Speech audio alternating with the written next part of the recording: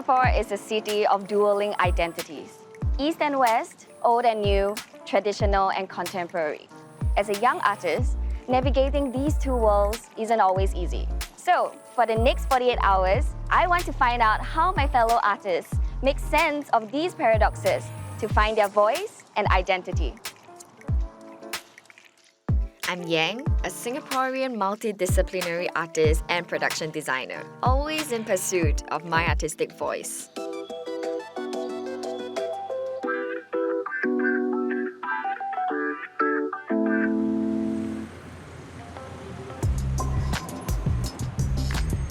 In Singapore's historic Civic district, old and new come together to create an intriguing art trail in the heart of the city. For visual artist and printmaker Jacey Lim, these contrasting elements of the urban landscape have provided a wealth of inspiration.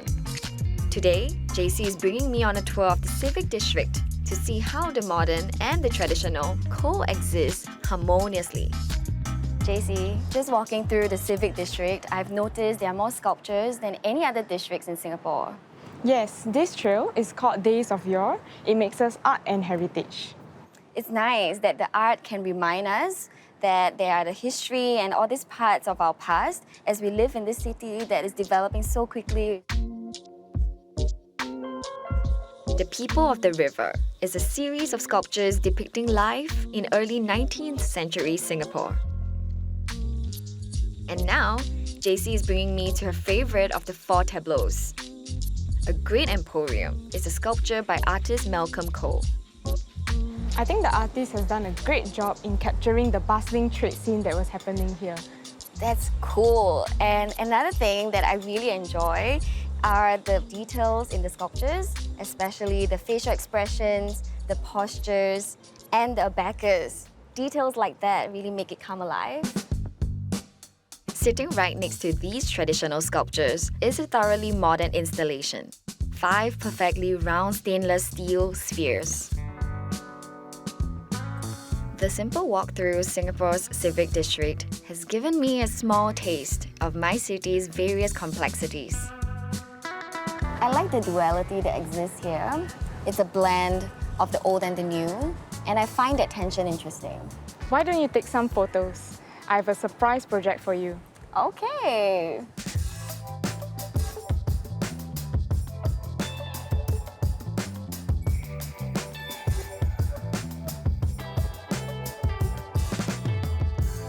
Now, I'm heading back to Jacey's studio at the Goodman Art Centre in Singapore's Mountbatten neighbourhood. In my work, I'm inspired by urban landscapes in Singapore, especially public housing. In traditional printmaking, in woodcut, usually we would carve the wood and then afterwards we would ink it up and then print it. However, I have transformed that technique and I've taken elements out from it, which is actually only using carving to carve parts of the work. And then afterwards, instead of printing it, I have painted it instead. I particularly enjoy the softness that comes from the medium. It is something unexpected from woodcut, and for me, that is a surprising sensation. So now I want to challenge you to create an image that is both traditional and contemporary using the photos that you have taken just now. Okay, I've decided to use the colonial era windows and juxtapose it with the skyscrapers.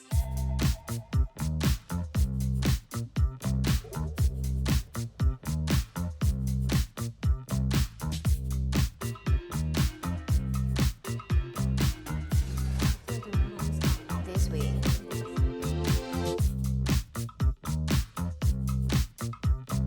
This is really training my finger strength, especially my index finger and my thumb, and control with the wrist and the whole arm, right? I can't imagine how you do those big pieces. Would you like a bit of help there? I can also show you some techniques. Yes, please. I think that would be really helpful. So this is the V tool. So the V tool is very good for small details. So when carving curved lines, such as this, you can use the V tool while you angle your knife and turn it around. I know this is supposed to be my individual challenge, but when it comes to the arts, being a master of your medium and your tools is the only way to express freely. And if not for your help, I don't think I'll be able to bring this piece to life. So thank you. At first, you seem to be a bit nervous, but right now, I think you're holding the tools at the right angle and you're able to carve longer strokes. So I think, yeah, you're improving. Thank you. Practice really does make a difference.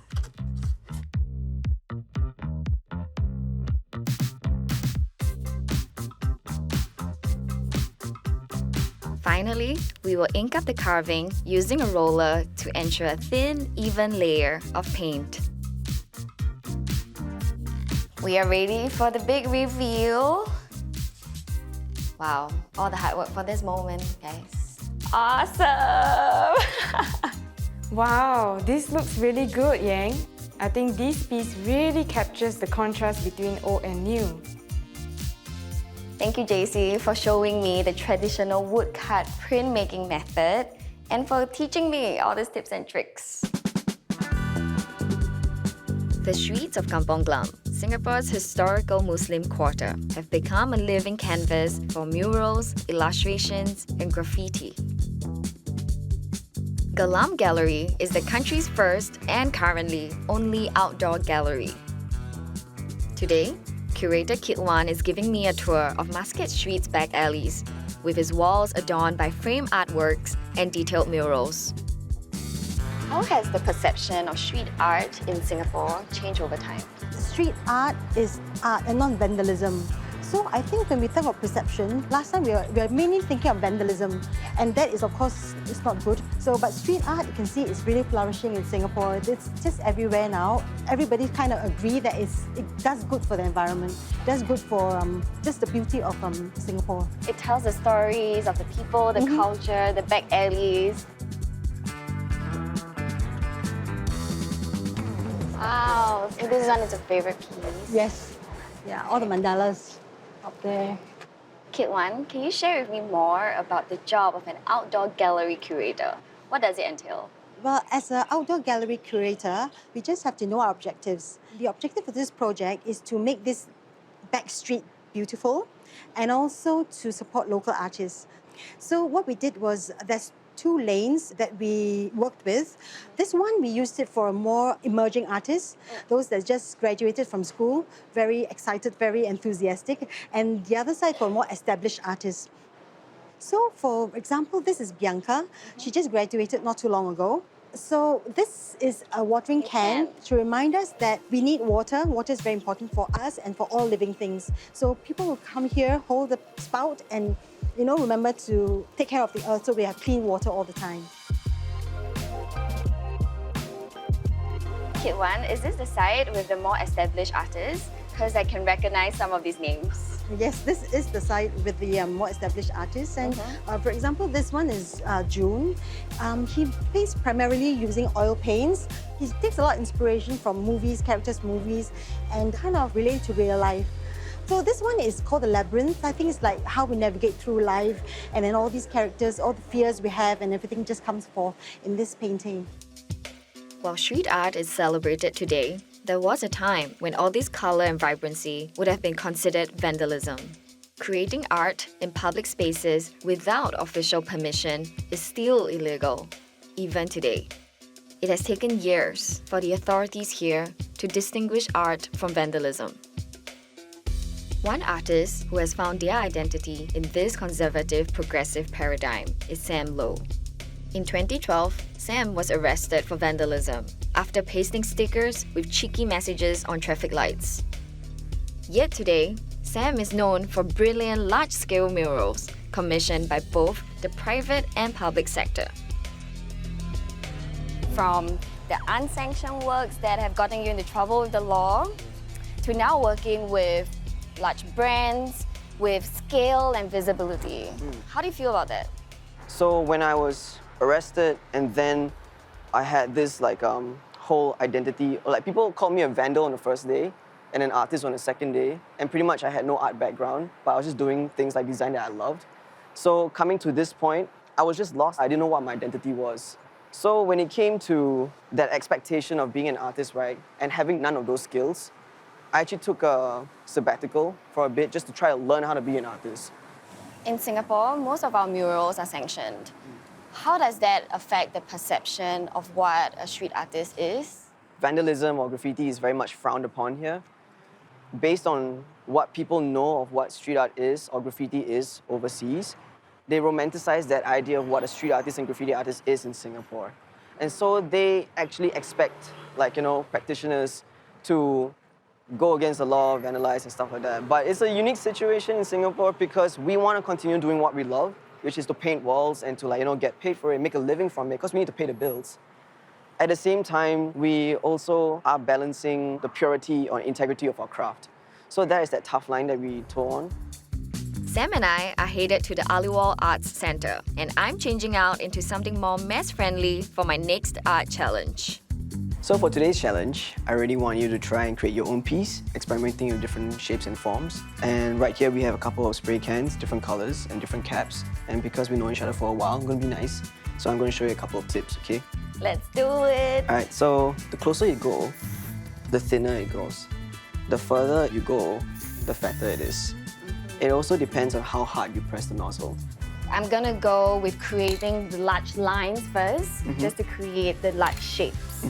And then after that, I'm gonna fill them in with gradients. With gradients, okay. Gradients, I'm gonna try. Okay, cool. That's a height issue, not a me issue. Yeah. Okay. Oh no, I'm too fast. Can I go over again? Yeah, sure. I'll go slower this time.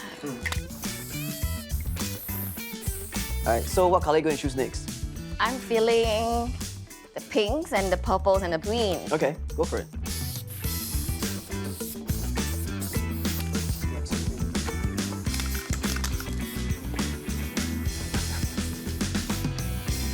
Thing is, when you're creating murals, right, you have to look at the big picture and not just the small details. You're right. Speaking of which, do you have in mind, what you're going to do? I'm going with the flow Okay. in the sense where I think I'm just going to whichever color is calling out to me. Okay, so what's speaking out to you right now? Orange. Okay.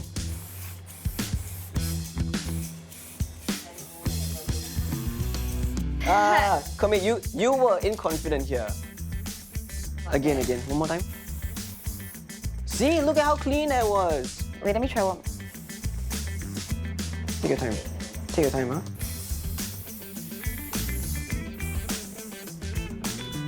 Okay, I need to stop messing with it now. Okay, let me just...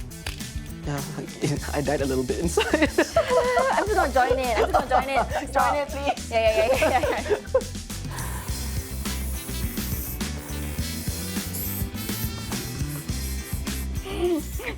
I told you how many times to put it properly. Face it away, not at your face.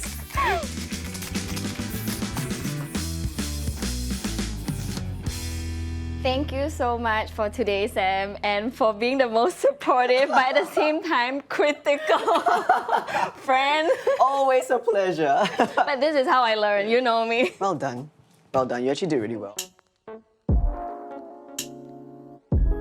Singapore is known for being affluent, clean, and modern. But peel back the layers, and this young arts city offers up its various complexities. Today, I learned how artists like Jacey Lim and Sam Low express their unique identities through their chosen mediums. Now, I'm curious, what other dualities are artists here tackling?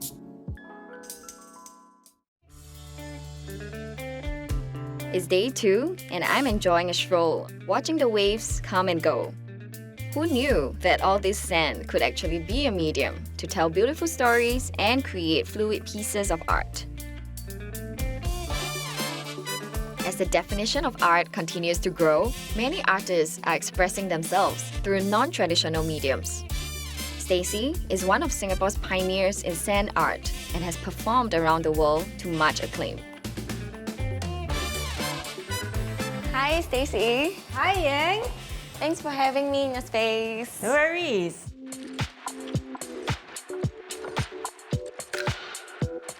Stacey, do you pick your own sand from the beach? Actually, yes. These are beach sand.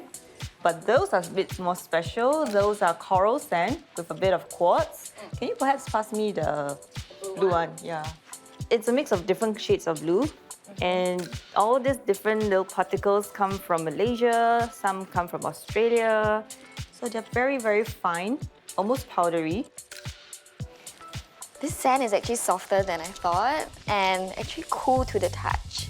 Can you show me some tips and tricks as to how you get the precision in your forms and shapes? Sure. So one of the most common ones is doing waves. So as you press down and slide off, you get this. Your movement is up and down, but instead of going up and down this way, you flow your hand. Right. Yeah. Wanna try? Yes, I will give it a shot. Okay, so from the right to the left, Yeah. and then press down. Yeah, move in wave manner. Ah, Two ways to cover the board. One is you swish it, immediately it's covered. The other way is we like to do the wind flow. whoa. Sometimes we will actually use our hand and we sort of filter in fine lines like this. Or we can pinch a bit of sand and then as we go along, we drop it in a bit. So you get all these fine details. How do you feel about using sand, such an unconventional medium? And how do you feel about that as your identity as an artist? As an artist in Singapore, generally most of us struggle a lot. And like you mentioned, it is unconventional because it's a medium that takes a lot of control. Sand is by nature something that is very flowy. So it's very difficult to actually maneuver it. But it does take technique, it does take skill set. Most importantly, you need a bit of art background in order for you to play around with it. Otherwise, it's very static drawing.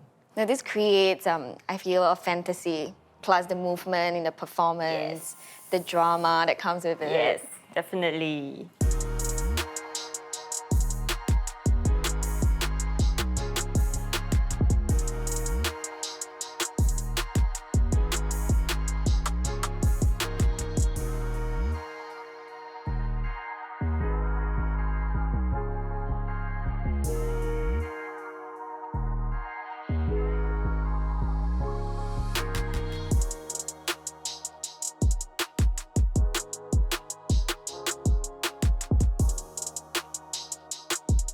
Thank you for today, Stacey, for showing me sand as a medium. It is unfamiliar. In fact, I've never even used it before. So thank you so much. Thank you, Yang. Thank you. In a nascent art city, traditional arts sensibilities have given way to unexpected new forms by young, dynamic artists.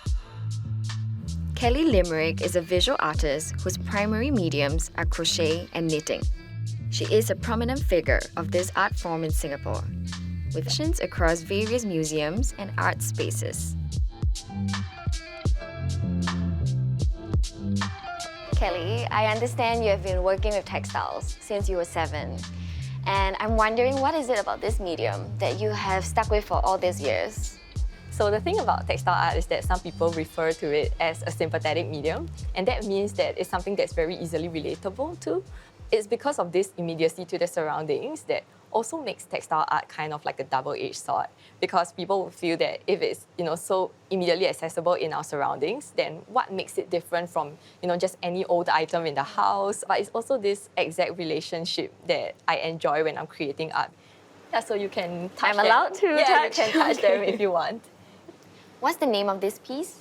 This piece is called I Walked a Landscape with My Fingers, and it's quite literal because you can see all these lines, right? And it's actually built from bottom to up. So when I'm doing crochet, I try not to join separate pieces. I try to do it in one direction. And as I'm creating it from left to right, I imagine myself walking on the landscape with my fingers. Wow, that is so romantic. It definitely adds on to the layers of complexity, not just in textures, but in the stories. And I think that is something that I strive towards as well. Kelly, I can keep on watching you bring the crochet hook in and out. Is it meditative and calming for you? Yeah, I would say so, because especially as you can see this piece, it's very repetitive and it's very straight. So I don't really have to think much about it. And the thing about crochet is that it's quite mathematical, right in the roots of it. And when I started out, I had to follow patterns. And I feel like you kind of have to know the rules in order to know how you want to break them. Yeah, and that's what I am exploring in my craft. So are you counting? I'm not counting actually, because this one I know is just going round and round. So I'm just using my eye to see how big it's gonna go. Oh, and how much green you want it to grow. Yeah. Is there a way to undo it? Yeah. So I'm going to show you. Singapore's art scene reflects the paradoxical nature of this city. Mark Chan is one of the leading figures in contemporary Chinese calligraphy, which is the artistic writing of Chinese characters. This exquisite form can be traced back almost 2,000 years. Mark's works unify traditional techniques with modern abstractionism. Hi, Mark. Hi, Yang. Nice to see you. Classical Chinese calligraphy is both a visual and literary art.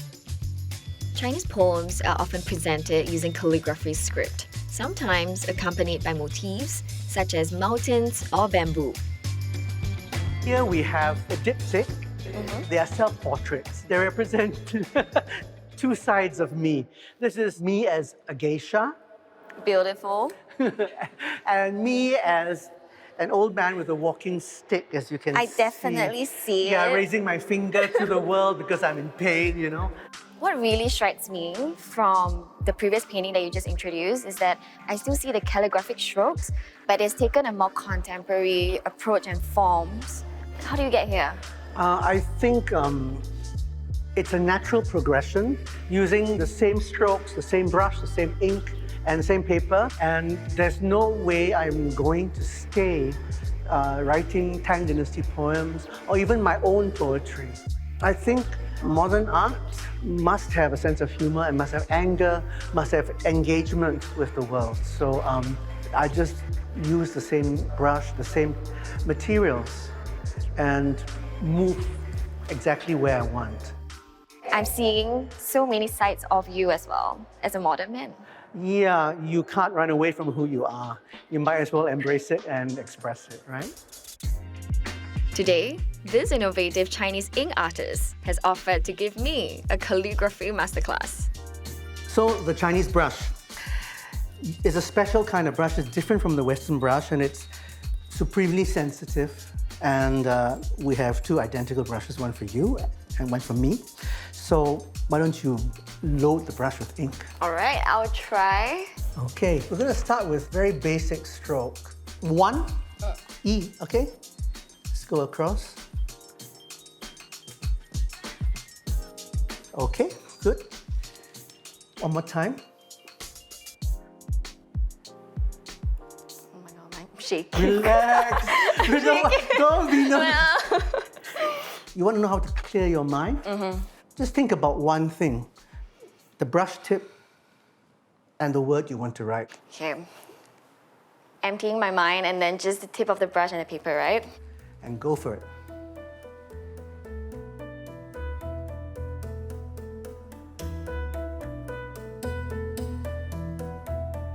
Nice. We're going to go advanced right now. I like to do very abstract things with it. Oh. And then I'm going to pass the brush to you. So just do something on top of it. Just Okay, you know what? When you were doing that, it's my first time watching you do that, and I can feel the energy, and it's very exciting. And I think you don't have to be the same no. place. So I'm gonna suggest that. What if I do it with my left hand, so that I practice just completely letting go because I'm right-handed, right? I'm so used to it. Really? You want to let go totally? Okay, go. Let's For do the it. self-expression, Let's- I'm gonna try with my left hand. Let's go for it.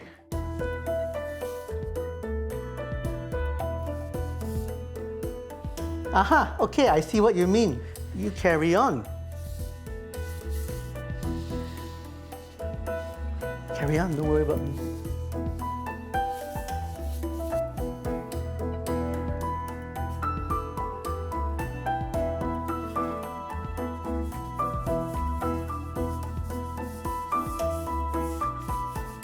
I think that's enough. I think our collaboration is a masterpiece.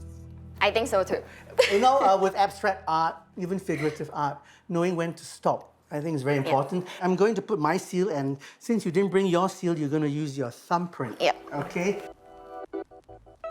Yeah, it's very sticky. Woo! Whoa! Well done. So our masterpiece. Whether they're dabbling in new mediums or keeping traditions alive, Singapore's artists are constantly creating to find their voice in a city that is rapidly evolving. They aim to honor their roots while staying open to bold and fresh ideas from beyond. Growing up in Singapore, I've always been caught between East and West, digging deep to look for my roots and at the same time, keeping up with this rapidly changing city. But ultimately, these paradoxes are what shaped me into the artist that I am today. I am happy to embrace them. After all, this is who I am.